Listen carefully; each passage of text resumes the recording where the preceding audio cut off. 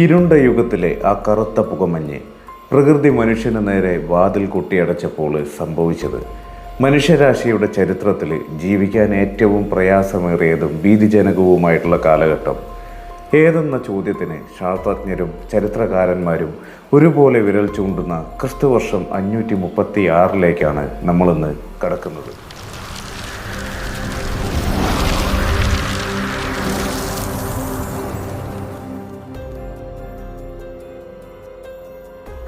പ്രകൃതിയുടെ അപ്രതീക്ഷിതമായിട്ടുള്ള ഭാവമാറ്റങ്ങളും ആഗോള കാലാവസ്ഥാ വ്യതിയാനവും പട്ടിണിയും പകർന്നു പിടിച്ചിട്ടുള്ള ഒരു പകർച്ചവ്യാധികളുമൊക്കെ ചേർന്ന് ഭൂമിയെ ഒരു യഥാർത്ഥ നരകമാക്കി മാറ്റിയിട്ടുള്ള വർഷമായിരുന്നു അത്. ഇന്ന് നാം ഇരുണ്ട യുഗം എന്ന് വിശേഷിപ്പിക്കപ്പെടുന്ന ആ കാലഘട്ടത്തിൽ ആകാശത്തെ സൂര്യൻ പോലും അതിൻ്റെ സർവ്വപ്രതാപവും നഷ്ടപ്പെട്ട് വെറും ഒരു നിഴൽ പോലെ നിഷ്പ്രഭമായിട്ട് മാറിയിട്ടുള്ള ദുരന്തത്തിൻ്റെ ആഴമാണ് ആധുനിക ശാസ്ത്രം ഇപ്പോൾ ലോകത്തിന് മുന്നിൽ തുറന്നു കാട്ടുന്നത്. ക്രിസ്തുവർഷം 536 തുടക്കത്തിൽ ആകാശത്ത് പെട്ടെന്ന് രൂപപ്പെട്ട അജ്ഞാതമായിട്ടുള്ള ഒരു ഭീമൻ പുകപടലം അത് ഭൂമിയെ ഒന്നടങ്കം വിഴുങ്ങുകയായിരുന്നു. അന്തരീക്ഷത്തിൻ്റെ ഉയർന്ന പാളികളിൽ കട്ടിമേഘങ്ങളായി പടർന്നു പിടിച്ച ഈ കറുത്ത ആവരണം സൂര്യപ്രകാശം ഭൂമിയിൽ പതിക്കുന്നത് പൂർണ്ണമായിട്ടും തടസ്സപ്പെടുത്തി.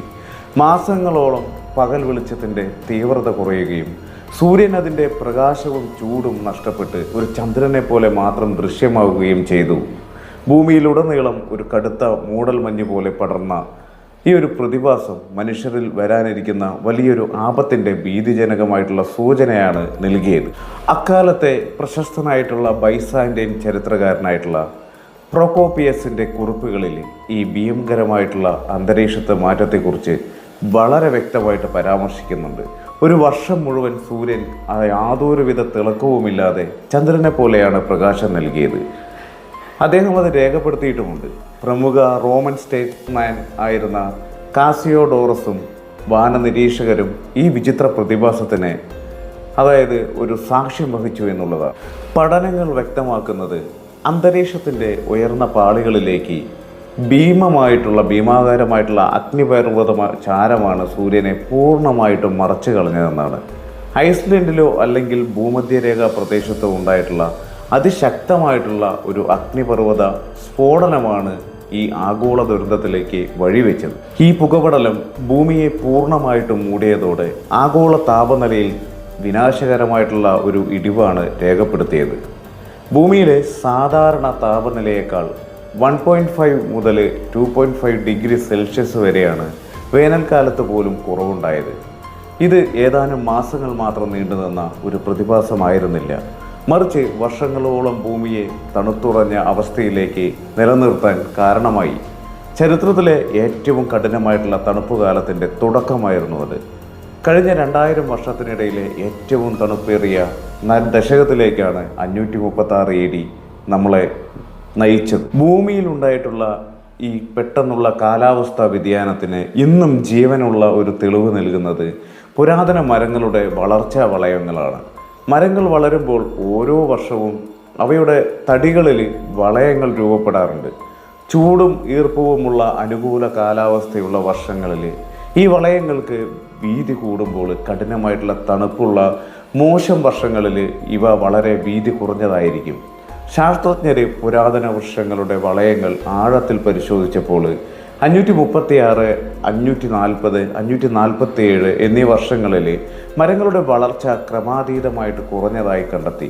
ഇത് ആ വർഷങ്ങളിൽ ഭൂമിയിൽ അനുഭവപ്പെട്ടിട്ടുള്ള അതികഠിനമായിട്ടുള്ള തണുപ്പിനെ കൃത്യമായിട്ടുള്ള ഒരു രീതിയിൽ അടിവരയിട്ട് പറയുന്നു എന്നുള്ളതാണ്. കാലാവസ്ഥാ ദുരന്തത്തിൻ്റെ കൃത്യമായിട്ടുള്ള കാരണം തേടിയ ശാസ്ത്രജ്ഞർക്ക് നിർണായകമായിട്ടുള്ള തെളിവുകൾ ലഭിച്ചത് ഗ്രീൻലാൻഡ്, അന്റാർട്ടിക്ക, സ്വിസ് ആൽപ്സ് എന്നിവിടങ്ങളിലെ പുരാതന മഞ്ഞുപാളികളിൽ നിന്നാണ്.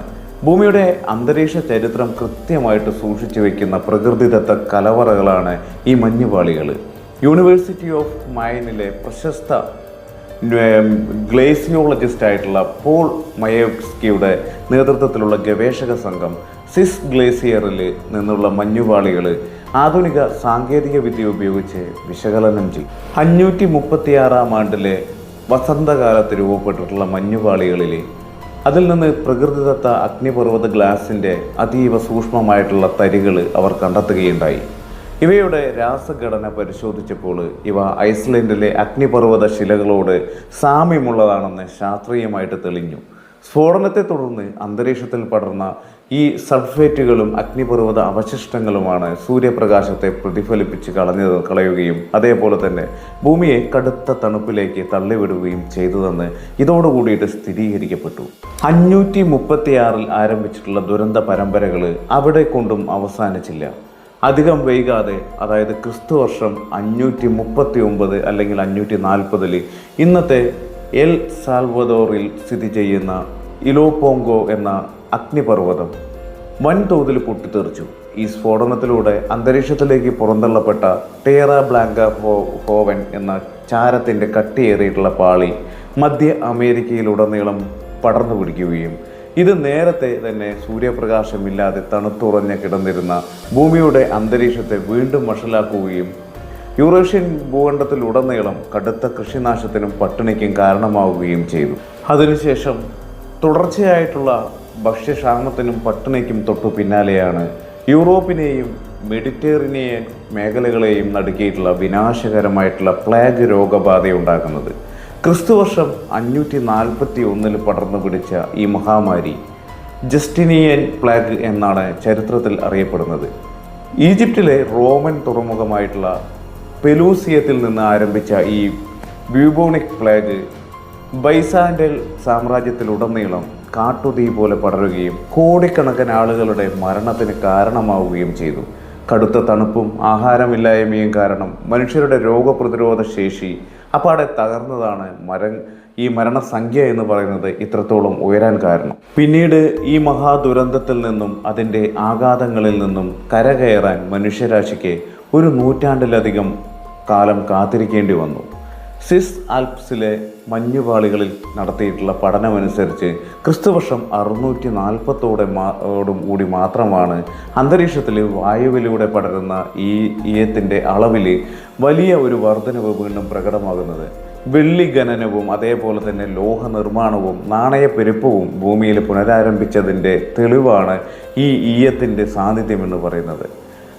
മാത്രമല്ല, പ്രകൃതിയുടെ ഒരു ചെറിയ വ്യതിയാനം പോലും മനുഷ്യൻ്റെ നിലനിൽപ്പിനെ എത്രത്തോളം ദോഷകരമായി ബാധിക്കാമെന്നതിൻ്റെ ഏറ്റവും വലിയ ചരിത്രപരമായിട്ടുള്ള ഓർമ്മപ്പെടുത്തലാണ് 536 എന്ന ആ ഒരു വർഷം.